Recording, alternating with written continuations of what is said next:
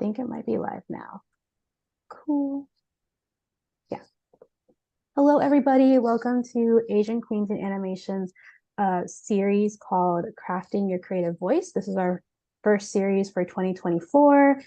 And we're starting off with our panel called Standing Out and Being Yourself as an Intern. So we have a panel full of these lovely ladies who recently were a part of an internship at an animation studio. So we're going to learn about their experience being an intern and what what the process of applying and getting the job was like. So we'll start with introductions. Feel free to share your name, your pronouns, and how you culturally identify if you're comfortable. I'll pop it to Kim first, and then you can pass it around. Yeah, I'm Kim. My pronouns are she, her, and I am Chinese Vietnamese. Yeah, nice to meet everyone. Or well, happy to be here and chatting with you all. Um, would you like me to go into like my story or like say that?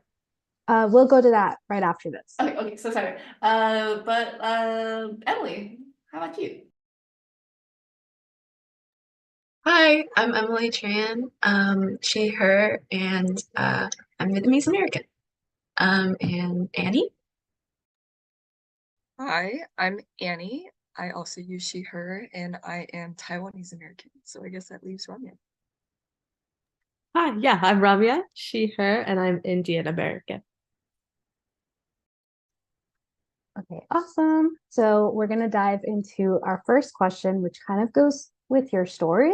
And the question is probably been asked this in interviews as well, or just by anybody, but what sparked your interest in pursuing a career in entertainment and animation? Was it a particular moment? Was it something that just happened? Or was it kind of a slow burn that, like an unexpected turn that you were like, oh, well, I guess I like it now.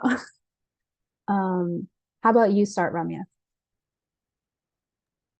Sure. So my interest in animation actually really started from an interest in computer graphics. And like as a kid, I was obsessed with like pixels on a screen and trying to understand like what they were because I conceptually didn't get it.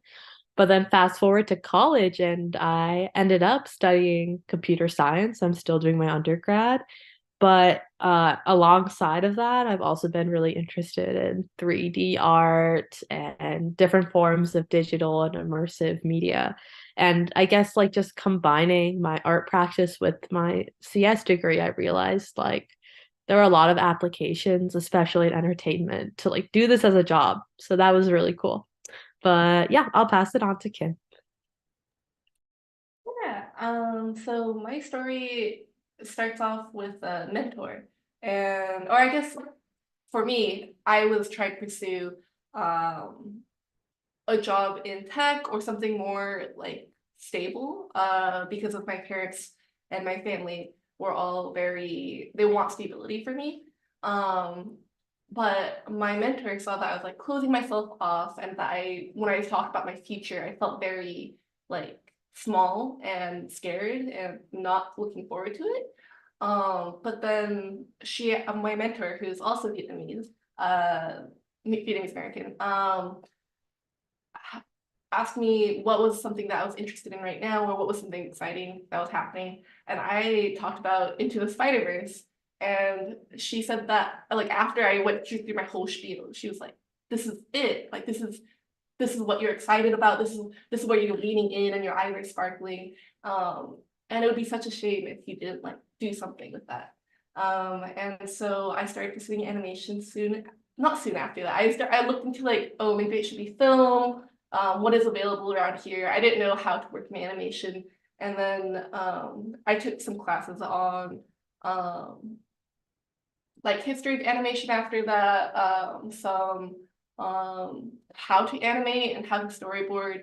And then by talking to more people who were interested in animation, I started to realize like, no, you know what? It's not films that I love, it's animation. So then I started pursuing animation. And so that's my long-winded way of saying like a mentor really helped me to find my love for animation. And yeah, Emily, I think I went to you last time again. I'm so sorry, but Emily. Yeah. I was studying engineering actually in college. Um, but then like for general education, I took film classes just because like I liked film and I was like, oh, that's cool. And then one of my first classes was producing. And it was like the first time like the professor, instead of it just being theory based, he like brought in like stuff about the industry and I was like, oh, this is like something I could actually do. Um, and he suggested doing internships to see if I liked it. I was really finding myself wanting to be uh, um, like part of the part of the Lego cast.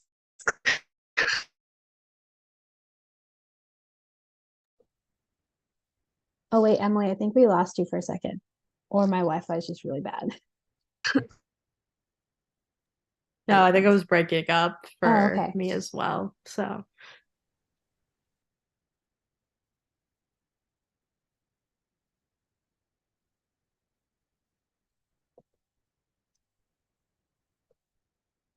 Let's see. I think we lost her for a second. I'll just mute her and then until she comes back online. Annie, would you like to Yeah, answer? sure. We can wait for I just forgot the question. Oh yeah, Emily. so animation. I think it's interesting that we all sort of started somewhere else because I also didn't grow up going like, wow, I think animation's gonna be my career. When I graduated high school, I wanted to do illustration, but because I live in Texas, which is very far away from all of those nice private art schools, um, we didn't have a dedicated program that was for that sort of thing. The closest thing we had was an animation program at my local college. So I was like, I guess I'll go here and try this. And as soon as I sort of went into the program and started learning more about animation as a career in an industry, besides like just a medium, I got really interested. So I sort of tripped into it and here I am.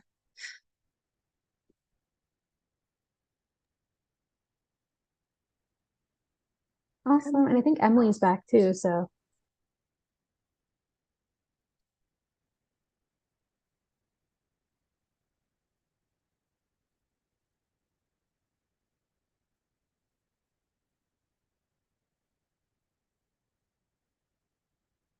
Emily, are you back? Oh, sorry, I just Oh, got no back. worries. No Sorry, worries. my Wi-Fi like got out. What what part are we at? Sorry. Um, it just froze in the middle of when you were talking, so you can Mhm. restart. Annie just went. Oh, okay. Sorry about that. Well, oh yeah, I studied engineering in college, and I in my junior year I took general like education film classes, and that really made me like it. And my first like non-theory one was producing, and the professor was just really great in that class. Suggested I do internships, and I did a couple in live action, and then the one I did at Rideback they produced the Lego movies, which like I found myself wanting to do more Lego movie tasks rather than the other live action stuff. So I was like, oh, this is clearly something I wanted to pursue. So I decided to like go to a fully animated animation studio. Was like really excited by all the projects. Oh, that's so cool. Did you see like what Lego movie were they working on when you were there or when you saw? They're working on well they it's like Lego Movie 4, I guess. It's Oh, just the okay. next one. It hasn't been like it's just being developed right now. Oh, cool, They cool. just like announced it, I think. Very exciting. And then Ramya, how about you? Or wait, did Yeah, I did oh so, go, oh but sorry. yeah, I gave a really short answer. But I mean, I love like this common thread. Like Annie said, it was all starting somewhere that wasn't animation, and then like ending up at a studio. And that, yeah, that was kind of the essence of my experience. So Oh, great. And then so now, I mean, we can kind of go into the next question, which is what kind of internship did you do and what studio did you work for or work at? Um, we can start with you. Yeah, so I worked at Nickelodeon and my internship with the artist was with artist management. Nickelodeon animation, artist management. Artist management is kind of like internal recruiting. They help manage people or they help artists land or production people land onto their next production within the studio. So we're looking at like open roles that are across the studio in terms of productions, and then we're seeing who's rolling off in the next 90 days and seeing where we can put people or have people interview for those productions. And there's a bunch of other stuff that we do, but that's kind of our biggest role within the studio. And so that's what I did. And I really enjoyed my time doing the artist management and at Nickelodeon animation. I'll pass it on to Annie as well. Cool. I didn't know what artist management meant when I saw it in the email, so you learn something new every day. I was at Warner Brothers Animation over the summer, and I was a production intern. So I worked in production, and we were in the pre-production phase at that time.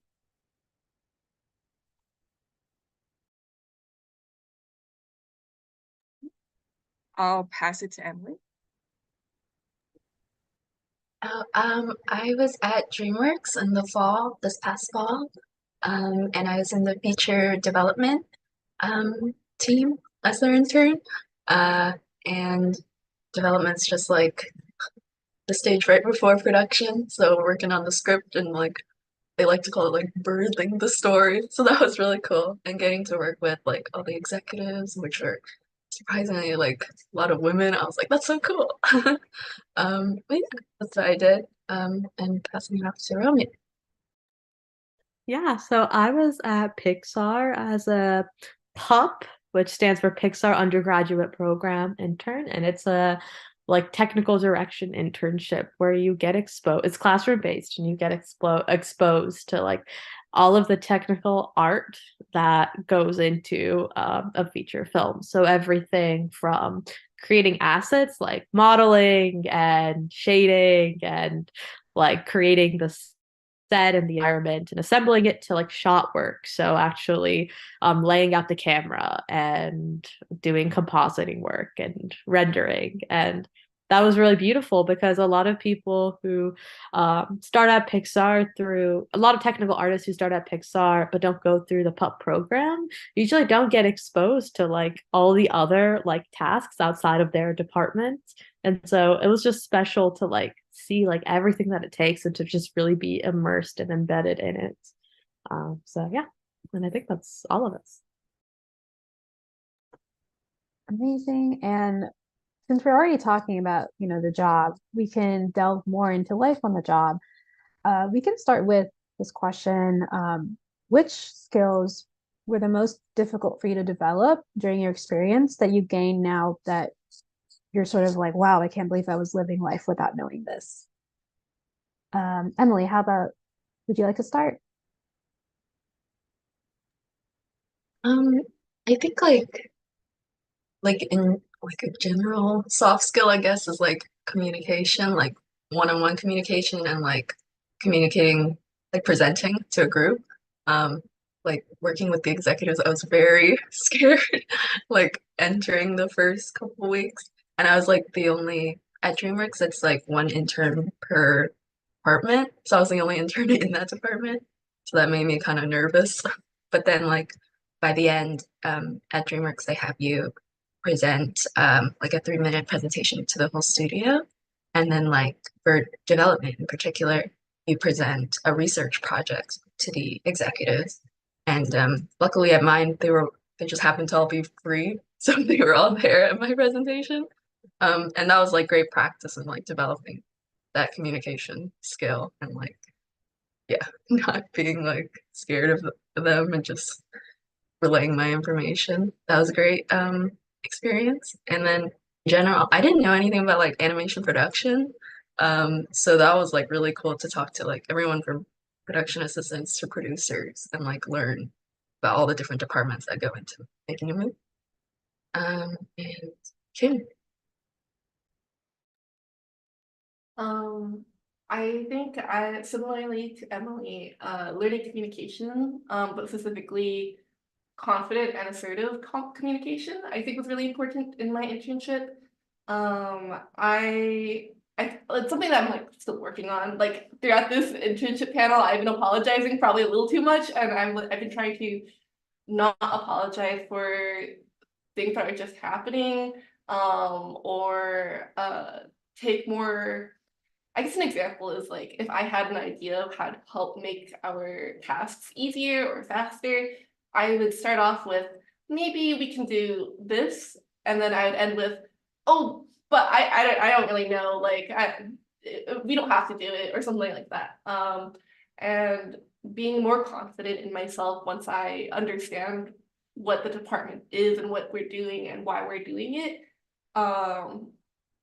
Having confidence that I have something to bring to the table was something that was really important part of my internship, I think, and really helped me gain confidence in myself as well. So I think that was number one most important thing. But yeah, I'll pass it on to Ramya, is that right? Yes, thank you, Kim. So my biggest takeaway, which was very unexpected for me, was like the importance of work-life balance. As like a young creative person, when you have a role where like the output you're creating is kind of it's so personal in a way. Like, yes, animation is a business, but also like our reasons for even being in this like career are probably very personal and very, like connected to who we are. And it's so easy to just give and give to something that you love doing. And Pixar was a magical place. Like I feel cheesy saying that because like I was like, oh, it's not going to be as cool as like it looks, and that it was cooler than it looked. And we had like 24/7 access to the facilities, to our desks, and it was just a beautiful, fun place to be.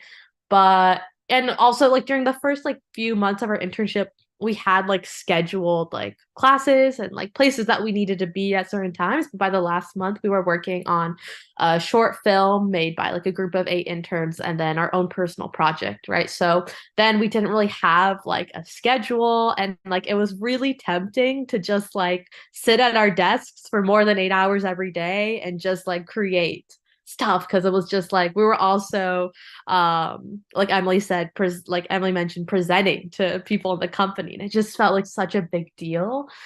But I made this like very intentional decision to like not do that, to not overdo it. Even during the workday, like I would get up from my desk and take walks every hour. And it was cute because like as interns, we kind of held each other accountable. We had a cohort, which was really unique. And we were just like, let's go on a little walk and like say hi to like the geese outside. And it was really sweet. And then during my independent project, like that was amazing because it was probably one of the best like things I've built, or like something that I'm really proud of, but I also didn't lose sleep over it because I scoped it out well, A, and B, I really like took advantage of the resources of all these people who were willing to help me, who like wanted to like get me unstuck. And just realizing that like I can have a creative career and like not like suffer was beautiful. So yes, I'll pass it on to Annie. Yeah, that's a really good thing to learn. I will be like Kim and Emily and also say communication in a way.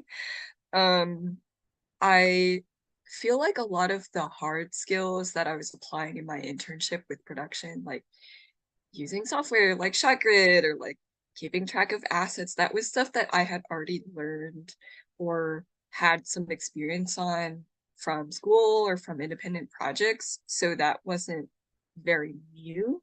But I think being on a team, a professional team in a studio environment made it a little bit challenging or different from what I was used to.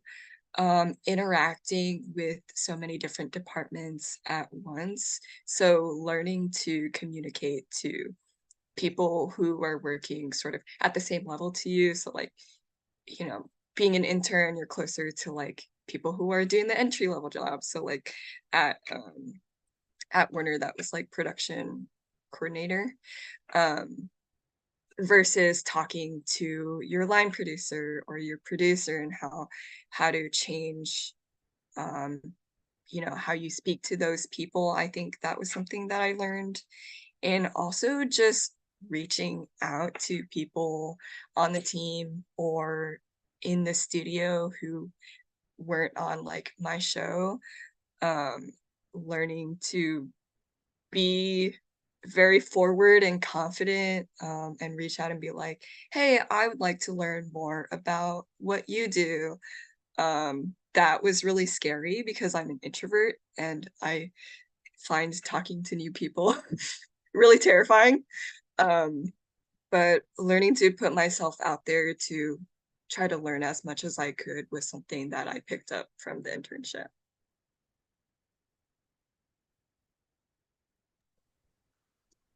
That is great. That's so amazing. And I know that, when you get an opportunity like this, it's like you want to do the best you can all the time.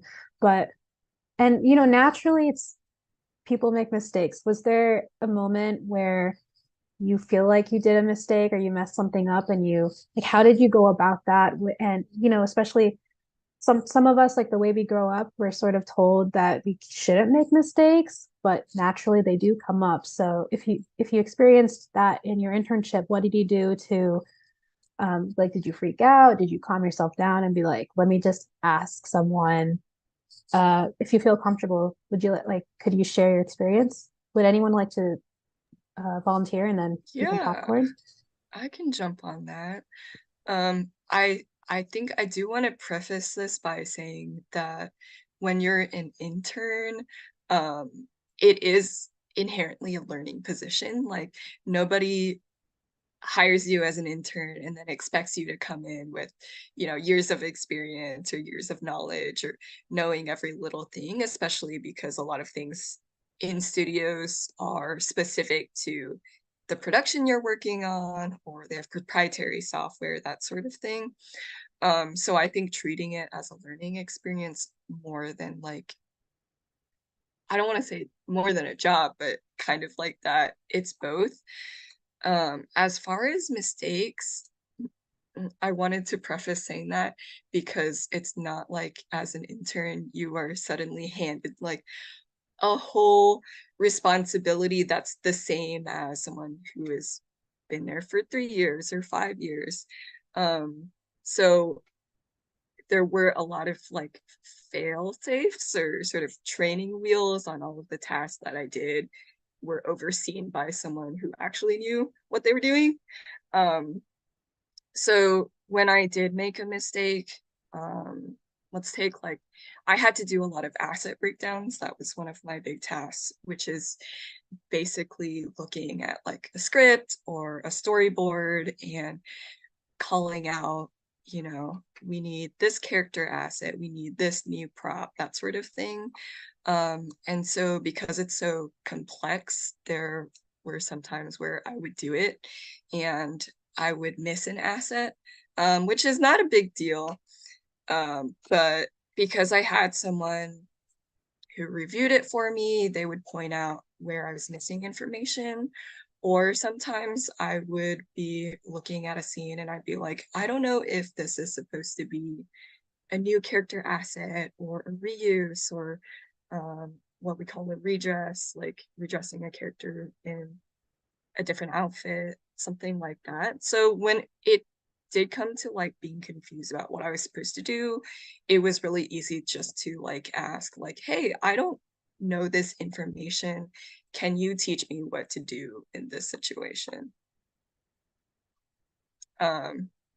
And I don't know if any of y'all have any other insights on this. So if anyone wants to go next, feel free.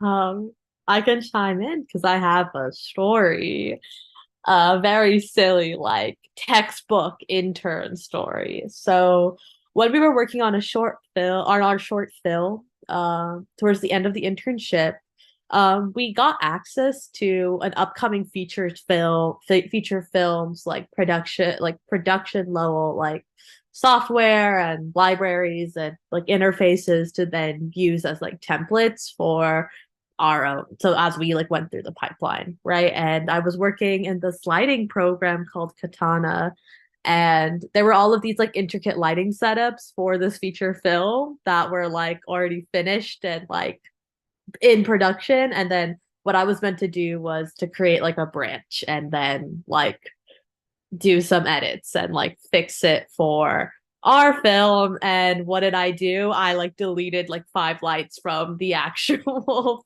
film's like lighting setup from the gaffer. And that was like, I had no idea I did it because I was just being exposed to Perforce and Katana and like just digital asset management and these repositories, right? Like this was so new. And it was kind of beautiful and cool that I was working with the same, like exact same like interface that like these professional artists were working with for this film. But yeah, these mistakes happened. And it took them a few days, I think, to figure it out too. So it's not like it was like really easy to clean up or anything. And it wasn't necessarily like super preventable either. But I guess I'm telling the story to kind of share like what happened. Me and like my advisor got like a little message just like letting us know that this happened and to be careful. And that was it. It was like a couple of sentences, nothing that like made me feel bad. Nobody pulled me aside to like talk to me or to like make me feel like I messed up, because like there's a shared understanding that I'm an intern and I was learning. And that was really the beauty of the workplace. And I know you can't always guarantee like such a like assuring and like response that just lets you like move on. But I think like just having some faith in people and understanding that like these like companies like have dealt with this before, because after this happened, I like asked my mentors in the company, like I was feeling bad, and I was just like wondered if like this was common, and I heard like 3 different variations of like the same sort of story. Like I don't know if it was like for the whole feature film, but like this stuff happens. And they're hiring us for a reason. They're like inserting us right into these pipelines or processes for a reason. And, even if the fail safes aren't as obvious, like they're there. So that's my piece. Does anyone else want to go? Yeah. So in my internship, I within like week 1, I missed a meeting, and for me that felt like, because like I had such imposter syndrome going into my internship. I was like, do I really deserve this? Like why me? Like I don't understand. Like I can like look at my resume and think, okay, if it was someone else, I think this would be a pretty impressive resume for an intern. But then I my name itself makes me go, that's not enough. And so every time I made a mistake, it felt like I was proving a point that I didn't belong here. Um, and so when I made my very first mistake, I absolutely freaked out. I felt so horrible. What happened was I just missed a meeting because I didn't have, for Outlook, or I guess for any calendar, you're supposed to have like different things check marked so you can see different calendars. And I did not have our artist management one check marked. And so I didn't see that we had that meeting for that day. And I just missed it. And afterwards, I just kept on apologizing. I felt like crying. I was like apologizing to like my team was like 4, like it was 3 people plus me. And so I just kept on apologizing. But then like they were so reassuring, and they said that this is part of the process, is part of learning. And I kind of made it a point to teach myself to not freak out every time, and to not like marinate in the distress. And so I developed a little acronym for myself, which is like SIPs. And so the very first thing is you stop. So you pause, you try to just not react right away. And then you identify what went wrong and why. So that's the I, identify. Oh, you identify what went wrong and then you problem solve. So for future situations, what will you do to prevent that from happening? And then S is just a single sorry, and you don't want to add another S to that end. So you only take one sorry. You don't have to keep on apologizing, and then you just let it know, like you do feel bad, but you do want to make it better. You ask like, how can I make this better? Or you found a way to make it better, and you let that be known. So now I make sure I take a sips whenever I make a mistake. And I did that throughout my internship, and like that's something that was very helpful to me and something that my supervisors noticed and they appreciated as well. So yeah, that's my story for mistakes. That's a really good acronym. I'm gonna start using that. Yeah, I think I had a similar thing where I was like when I made my first mistake, I kind of freaked out. Um, but I guess it was more like like it was not even like a thing. It was like so little, but like they just all the assistants were busy, so they were just like, "Hey, can you get like a coffee? Like it's just downstairs, and I just have to bring it up easy, right?" And I was like, "Okay, I got this." And I was like, "Okay, I gotta do this fast." So I like run to the elevator, and then he had to like one of the executives had to yell at me from the hallway and be like, "You didn't even take our order. Like, you don't know." And I was like mortified. So I had to go back into this thing with I don't know who they were talking to, but like the executives and then some person and then get all their orders. And then when I went down there, I was like, oh my God, I don't know the company card pin. It was just like all these like questions that I should have like taken a minute to like ask and just like not be afraid to ask. I like that from that experience really taught me that. And just like taking a deep breath and not like rushing everything. Like everything is not like I mean, you still need to get these things done, but it's not like do or die. But yeah, and like also like social things, like you're meeting a lot of people in the beginning and it's okay not to like remember their name. So so like it's okay to just like ask these questions and be okay with not knowing. Yeah. That is so true. When you see so many people and you remember the face, but you can't remember their name, you're just like, oh no. Um, Sort of talking about like mingling and meeting new people. The last question before we go into like the applying, interviewing stage is what was your internship like for people who probably don't, all they see is, the internship job description. How would you describe like your experience? Was it hybrid, virtual? Did you meet people in your cohort, also other people outside? Just a general like spiel about what the internship was like and did you get assigned a mentor, all those kind of things. So you can be as like vague but or like specific as you want. Just want to give you an opportunity to share and for people to learn too. um Annie, would you like to start?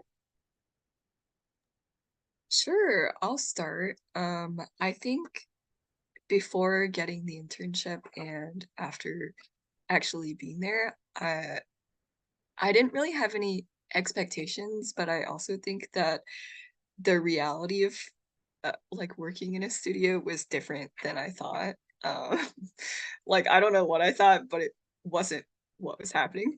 So my internship was hybrid in Burbank. So I was given like a company laptop, which makes sense in hindsight, but wasn't something that I really thought about before.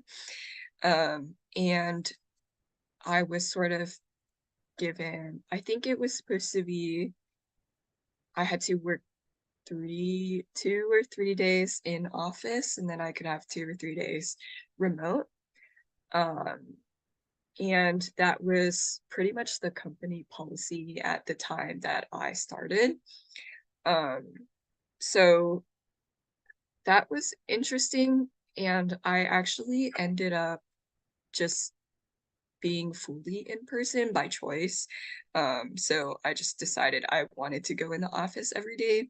But I think working hybrid, even as someone who was, who went through the pandemic during the college experience, being hybrid in a studio is a little weird because there are some people, especially when there's like a loose mandatory or like not fully in person model, you'll have meetings and there will be like 3 people in the office with you, but then like 5 people who are in their home.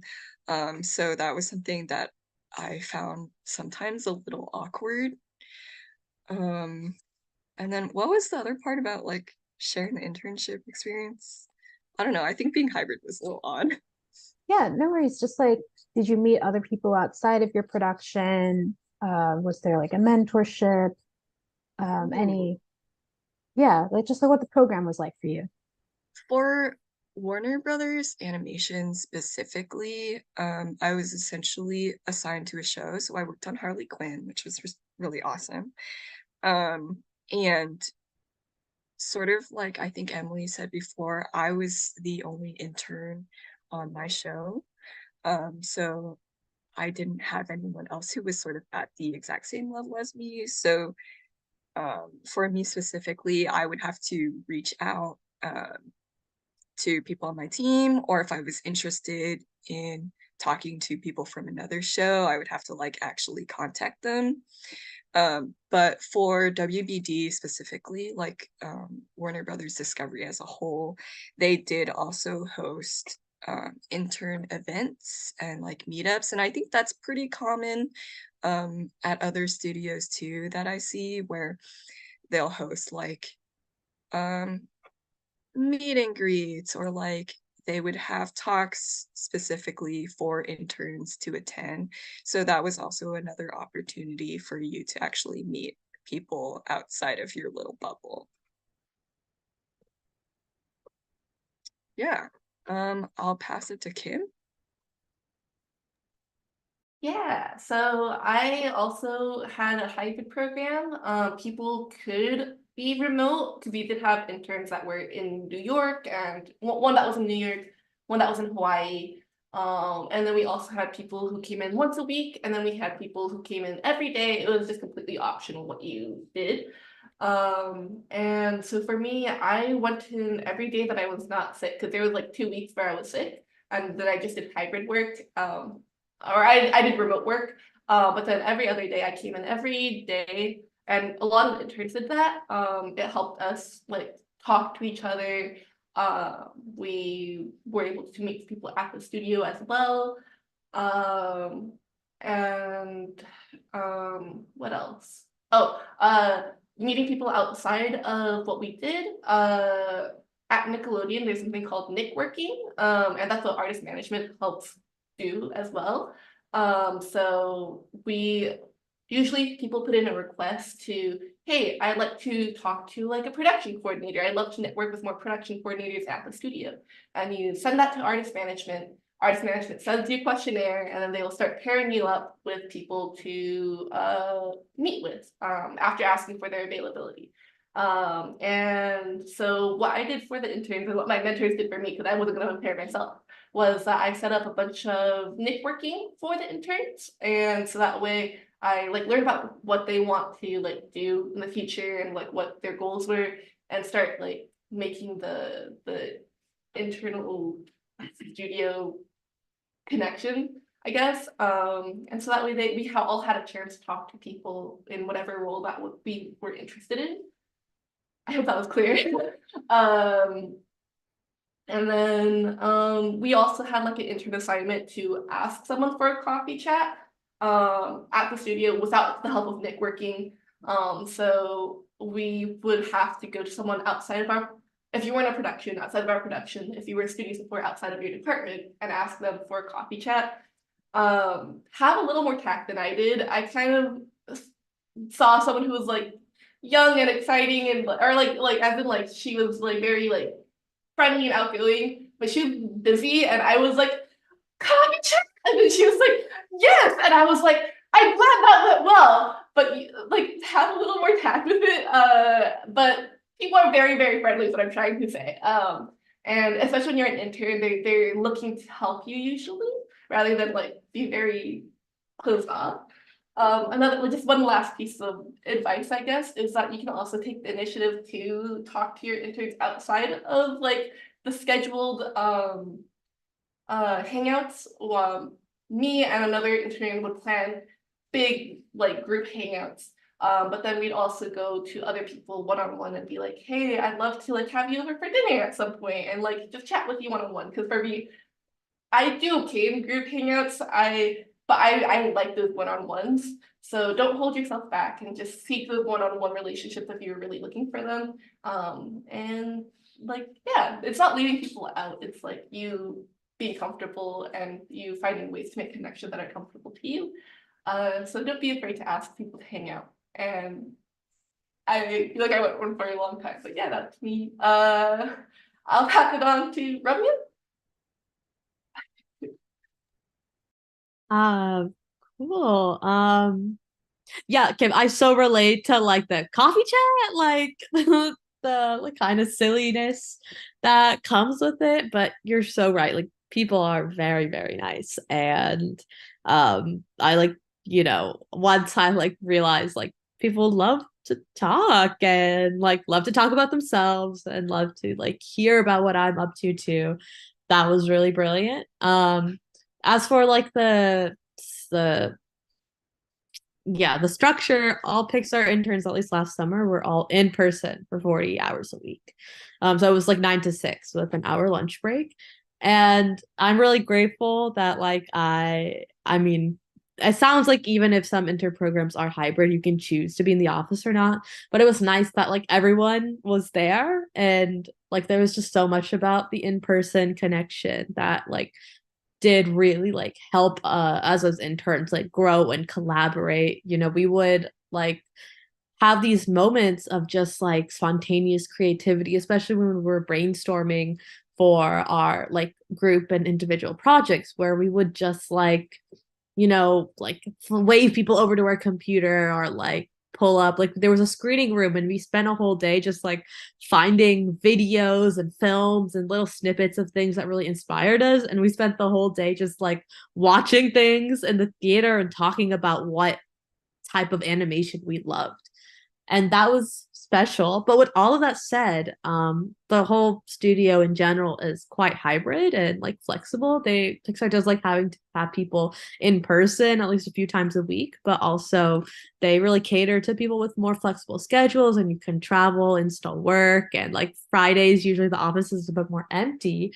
And there were, our like we had like a lot of like classroom programming and then also just we needed help from mentors to just finish our films and projects. And even though people were remote, it was actually really easy to still ask for help and get support. And I think like it didn't feel like a massive barrier. In fact, like there was this one Friday evening, like the day before we had to like render out our film where like everything in my new compositing file broke and it just would not render. And I just like went onto Slack and like before I knew it, like 10 people were on it with me and we figured it out. And this was like a 6 p.m., 7 p.m. on a Friday. And so I guess the point I'm making is like it's really the people over the structure and that like, you'll have rewarding experiences no matter how often you're in the office. Um, and yeah, I have a lot to say about coffee chats too, but I can save that for another question or might come up later. So I'll just, Annie, have you gone yet? Have we all gone? Emily, Oh, no. I can go. Yeah. Yeah, it's similar to the other ones, like it's hybrid, for interns and full-time people. It's usually like Tuesday through Thursdays in office. And interns can just choose like if they're fully remote or whatever works for their schedule. Um, and you're assigned, so during the interview process, you're interviewed by your intern managers that work in your department. And then so for those 10 weeks, you're working with your intern managers. I had two, but it just depends on the department or the show. And we also get assigned a mentor, which was really cool.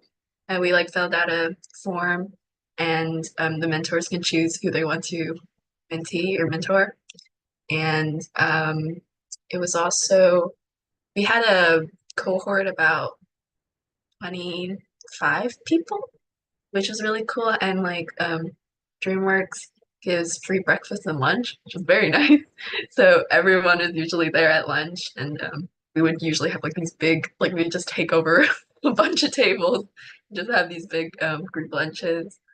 And we also had like intern ambassadors who would set up these like intern who were interns, and they would set up events like they called them espresso chats, which is just like for the interns. So they would match up interns so we could have like those one-on-ones as well. And DreamWorks encourages like you reach out to whoever you want for coffee chats, like through emails. And usually, I mean, like pretty much everyone I reach out to were like responded and was like very nice and like wanted to meet up. Um, like surprisingly, like some people like even suggested like lunch. I was like, oh, that's great. So everyone was really great. And um, yeah, and then we just have, sorry, I'm like forgetting the question, but we just have like the presentations at the end. And that's like what you're working up to. Just like that presentation is like pretty chill. It's just like showing off what you did those past 10 weeks and like your achievements and what you're really proud of. And that's pretty much the DreamWorks experience. Oh, and they also like, I think there was less in the fall, but definitely in the summer they had um like they had intern events that they set up. So like meeting like they set up with like Margie, the president, during the summer so that you could ask her questions or they would like bring in uh like they had like past interns that still work at the company. They had like a panel for that as well. Yeah, all sorts of panels. And also like the company also has like all sorts of events going on that were really fun. Like they had like the directors of Nimona come in and they screen the movie. And every Wednesday they would screen like a movie, usually a Universal movie. So like before it would come out. So like I got to see Five Nights at Freddy's, which was fun. And just other type of movies. And yeah, just really oh, and Halloween is great during during DreamWorks. I mean DreamWorks, yeah. All those events are really fun.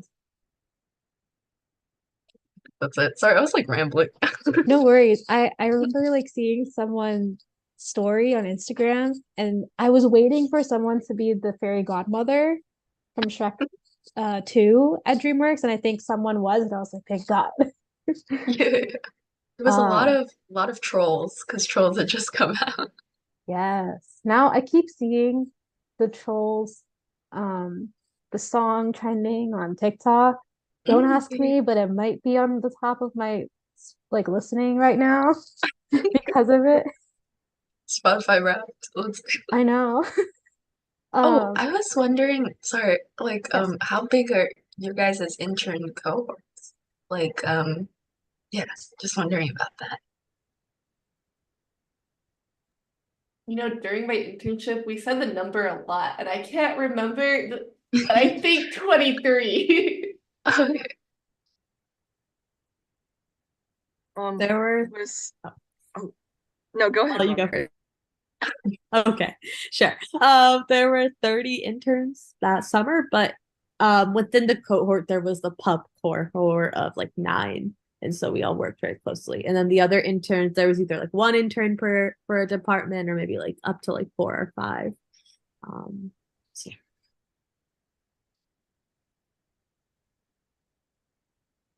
For me, we didn't have, I guess, anything that was like y'all's cohorts. There were, I think, across the entire company. So keep in mind, this includes other studios or other, like entertainment companies under WBD. There were 300 interns-ish total, I think.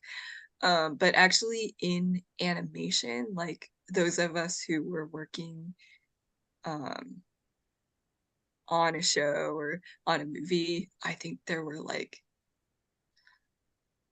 less than 10. So yeah, that's how it was for me. I did not, I just threw out a number and did not break it down. Not really break it down a little. But yeah, in Paramount, there's like 300 or so interns, but it's very separated from Nickelodeon's internship program. And about 23 of us were Nickterns. And that breakdown is about 2 development interns, but they're in 2 different departments. I think 3 tech interns, also 3 different departments. And then I think it was like after that, it's like half studio support, half production. But each production intern was on a different production. There was no like, oh, I lied. There were 2 interns on Very Odd Parents. But other than that, I think there was only 1 per production and then only 1 for studio, 1 intern per studio support department, I think. Nice. But yeah, I think like just making friends with your intern cohort is so cool because then you get to see each other grow as you like, learn and advance in industry.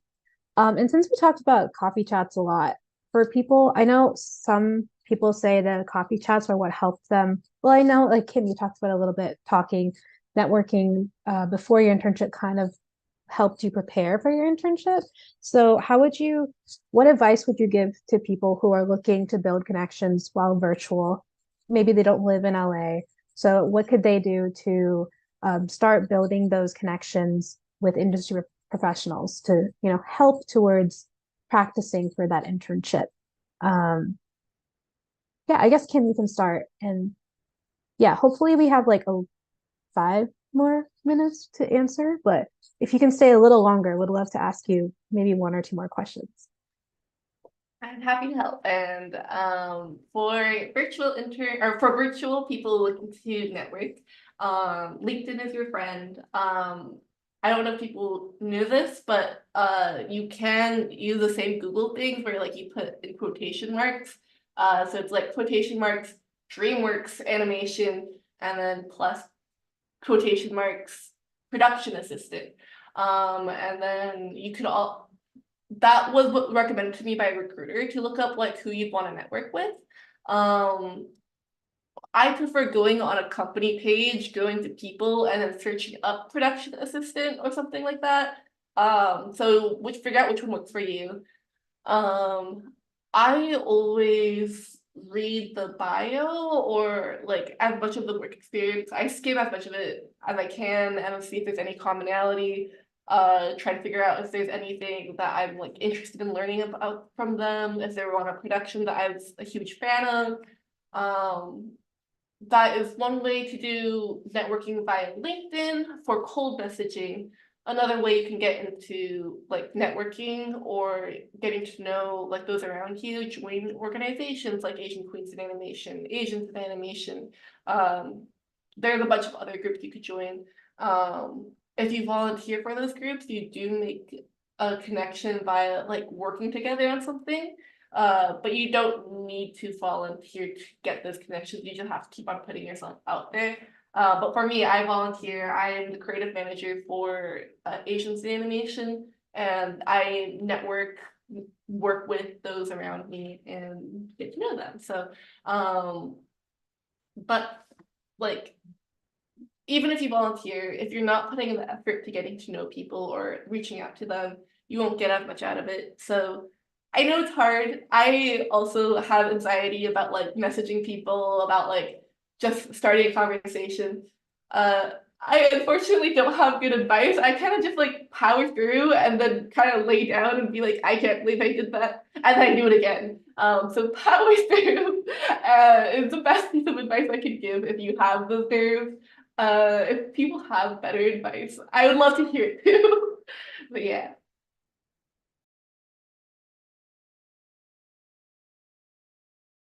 I realized I'm supposed to pass it on.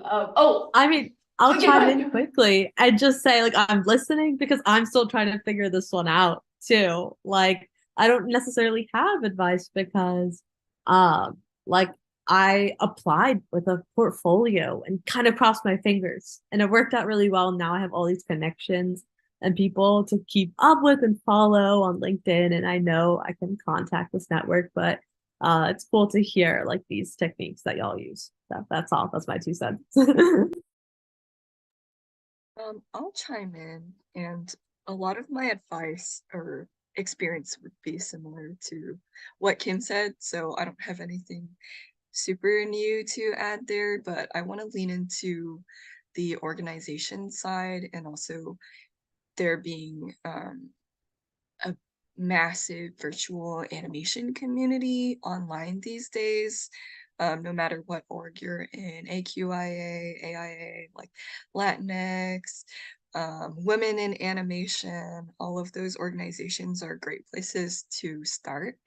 I think, and I think honestly, cold contacting is great, but if you can find someone who you have at least some minuscule connection to, like they're an alumni of your school, or you're cold browsing on LinkedIn and you're like, they worked on a show that I really loved watching. I think finding any sort of connection point makes it easier to start the conversation because then you're not just reaching out as like, hi, I'm one of, thousands of people who are looking to join the industry, but I wanted to talk to you because of so and so reason, or we have some sort of connection. And the other piece of advice, I'm not that great at cold contacting or coffee chatting with people either. Um, like Kim said, like I have to like hype myself out every time I send an email, like, please, I'm trying to get a job and I want some advice. Please don't hate me, but I think it's important to remember that a lot of the people you're reaching out to were in the same position that you once were. And there aren't a lot of, I don't know how to say this, there aren't a lot of mean people in animation. Like one of the things that I hear a lot is when people get hired, a lot of it, or a non insignificant part of it, is personality and being someone cool to work with. So, what I'm saying is, everyone in animation is really nice. So, you shouldn't be too scared because most people, if they're not too busy, are willing to talk for 30 minutes on a phone call or, review your resume through email or something like that. And then, I do actually have advice.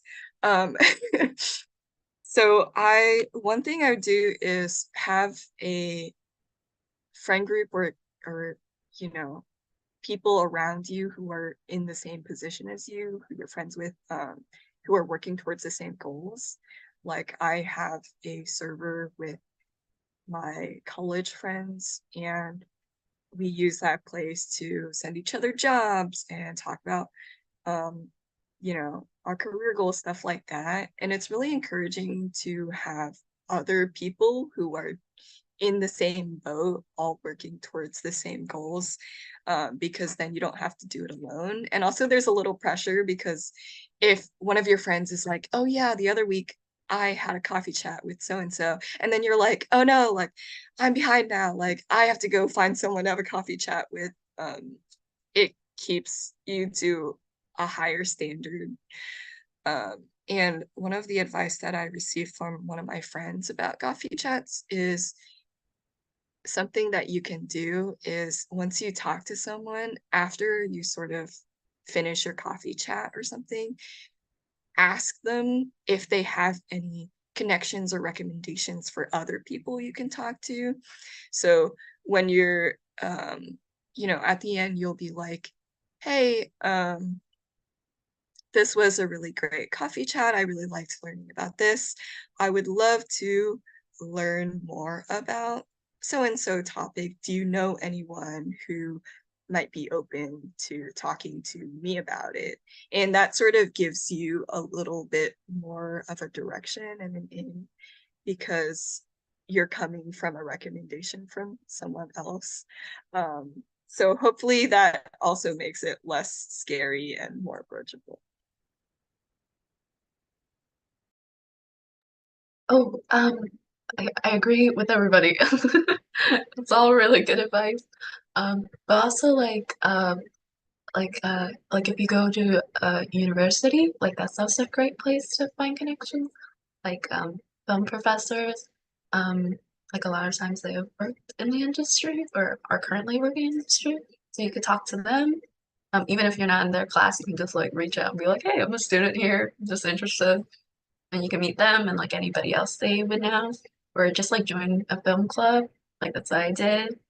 Um, and like got to be on like graduate sets and like you can network with people there and they can like and that's how I got my first internship through a film club. So yeah, that's also a good place to start as well. I know we already went to me, but I have a little bit more to add. Just because I feel like everyone had so much.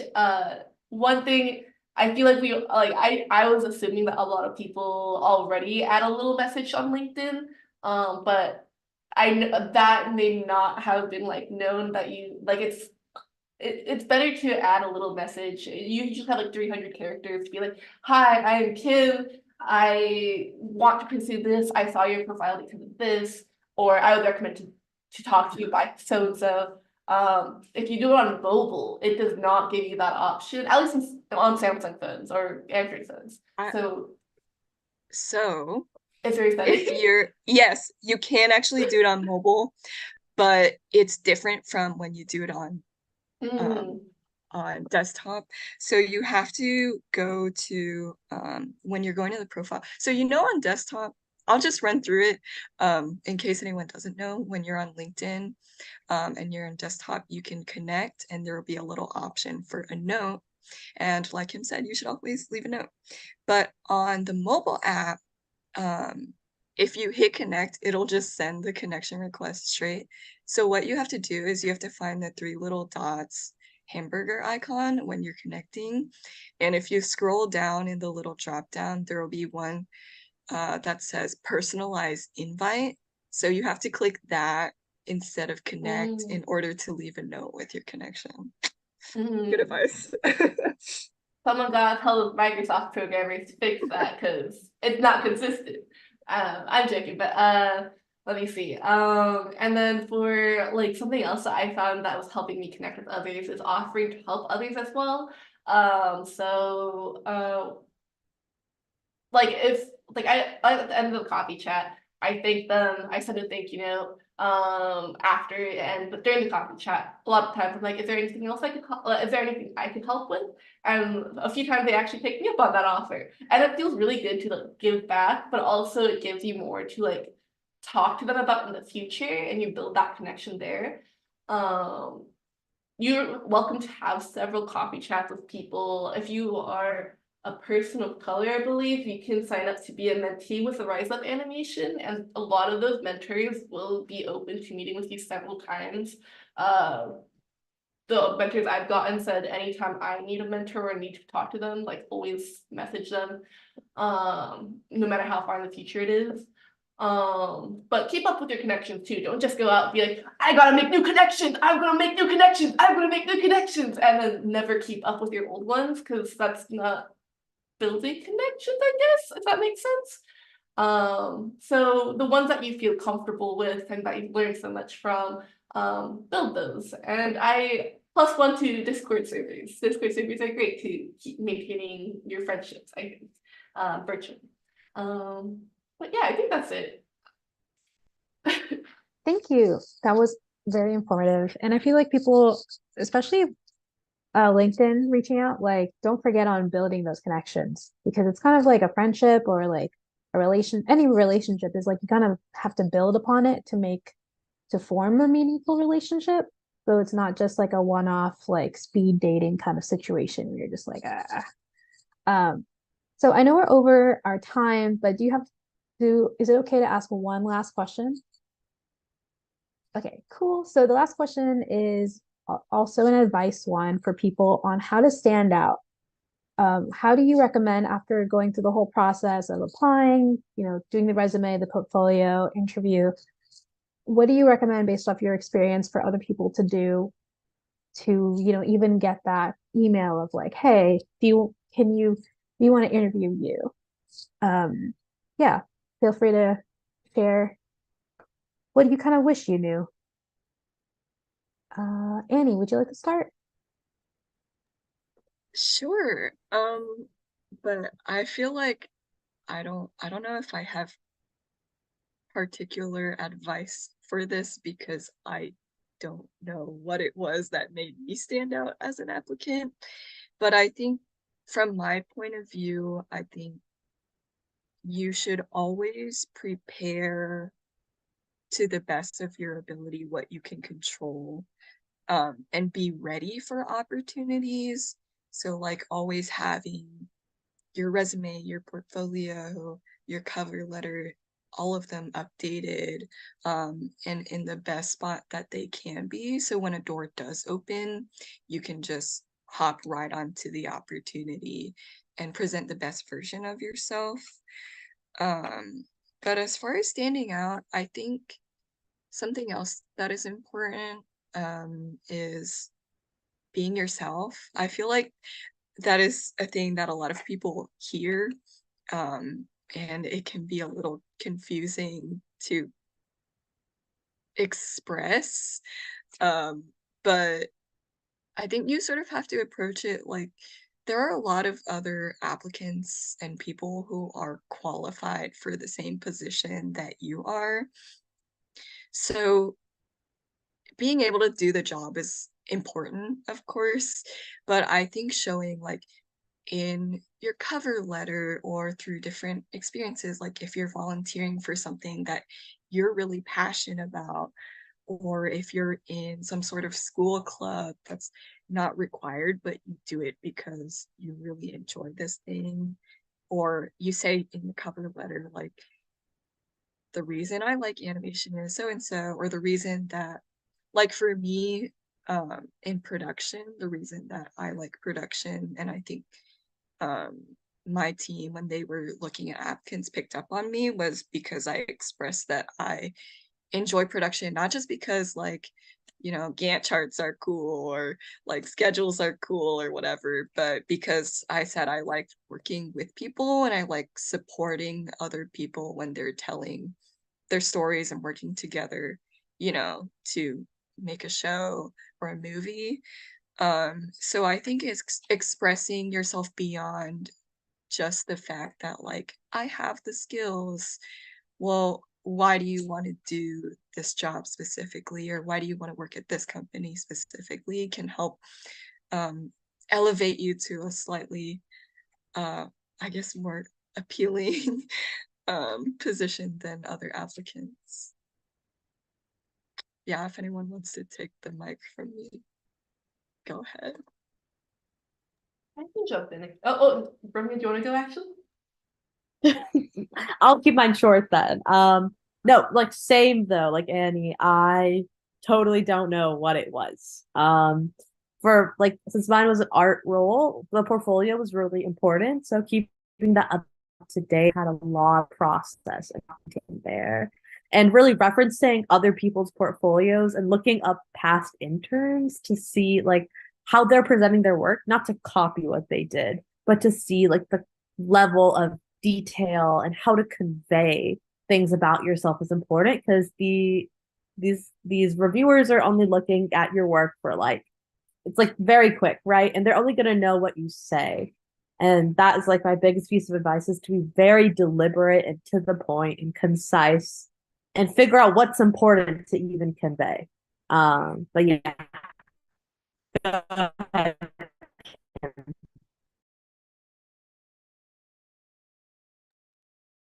I'll add on to this because I actually had a conversation with my supervisors about it because I was curious. And I felt open enough with my supervisor to talk about it. What they liked about my cover letter in particular was my vulnerability with it, what I want to learn, what I don't know yet, but what I hope to gain from the internship. And then also what I took upon, like what my approach to like internship or mentorships, my applications for that actually differ quite a bit from my applications to like full-time roles. So internships and mentorships, I focus more on like, instead of like, oh, I have all the quality, like look at me, I'm great. It's like, oh, I am an investment that will be great at your studio. I have a lot to learn, but but here's why I can show that like I can improve or can do better in the future and why I am worth teaching. Having like a bunch of like animation related things into your resume is great. So joining animation clubs, if you work on a short film for animation, if you volunteer with an animation org, some people put like what is it, events that they've gone to, so like CTN Expo, Lightbox, other like Afro animation. So some people put like events they've gone to, the mentorships they've done. But yeah, so focusing on animation and like that you are really interested in it shows that you want to actually grow in the studio or grow in the industry. And then also being yourself. Like in my cover letter, I talked about like how much I love helping people. And my brain is like a little slow right now, I'm so sorry. But for my interview, I prepared so much for the interview. But for my last 30 minutes before my interview, I like closed all of my prep and I just freestyle danced for 30 minutes to get all the jitters out. And so I actually like that interview went probably my best interview I've had actually, because like I felt the most calm and myself and prepped for it. So be calm, like, or try your best to like get into a space where you can be calm, be yourself, but be prepared for what's coming, if that makes sense. Yeah, I think I wrote this line for something, but it's like as cheesy as it is, it's true, the best you can be is you. So I like to like say that to myself now, and just be myself when I'm talking to things. But yeah, I hope that was coherent. But yeah, definitely being yourself. I mean, um, like they always say like for interviews, it's really just a vibe check a lot of the time. Um, so and definitely my interview was like it was a lot of I mean they would go like what's your experience and all that, but then afterwards they were just like this movie and this movie, what do you like better? And like and then we would just talk about movies the whole time and like animation and what's your favorite, things like that. So yeah, just being yourself, like showing your passion for it, for the job and for animation is really important. Like remembering what your top movies are. I know that's silly, but like they always ask that. And you don't want to blank on the question in particular. So like just remembering that and just showcasing who you are is great. And something else, but I forgot. But yeah, just yourself. Oh, sorry. Well, I also wanted to add, like, if you're interviewing for a department you don't know, research that department. Like, a lot of intern studio support roles, people don't know what they're getting into.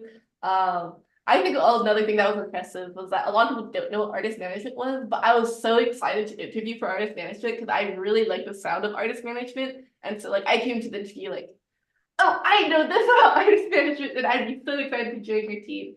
And that was something that also stood out. So if you're like joining like I can't think of another department, but if you're joining artist management, now you know what it is, or you're interviewing for it, now you know what it is. So talk about like what's exciting to you about that department too. Coming prepared is so important. I don't know why I'm doing this mission. I feel like a mom. Oh, I definitely agree with Kim. Like, also like making your resume and your even if you don't have like experience in that, like for production, every person I talked to in production, they were like, "We love a barista." Like, just like showcasing any skill that you have that kind of correlates to the job, like it's really important. And just like yeah, just showing off your customer service skills, just any skill that you have amassed somehow. I think that's really important. Also, and for development in particular, they were they were really looking for someone who could interact with executives. So like during the interview or during for the cover letter, like kind of like showcasing that you are a professional or that you have worked with, even if it's not like executive at a company, maybe it's just like your boss or something like that, and how you interact with them is important. Yeah. Yes, totally. And I mean, any job really can be used on your resume. Like I know people are scared about putting retail work on there, and it's like, no, that's so important because it's like that's a job, you're working with the boss, you're working with the team, you're doing things under pressure, all these kind of things. So no job is less valuable for these kind of for any role, really. But yeah, well, I know that we are way over time, so thank you so much for being on this panel and for sharing your insight and your advice and just everything about your internship and also for being vulnerable and during this time and yeah, just thank you so much for being here and thank you everyone for watching and feel free to tune in on our next event, which will be on the 20th, the 20th of June. I mean, not June, January. Oof, I'm like already halfway through the year. This is the first week. Um, but yeah, thank you so much, everyone. I will stop the live stream right now. Let's see.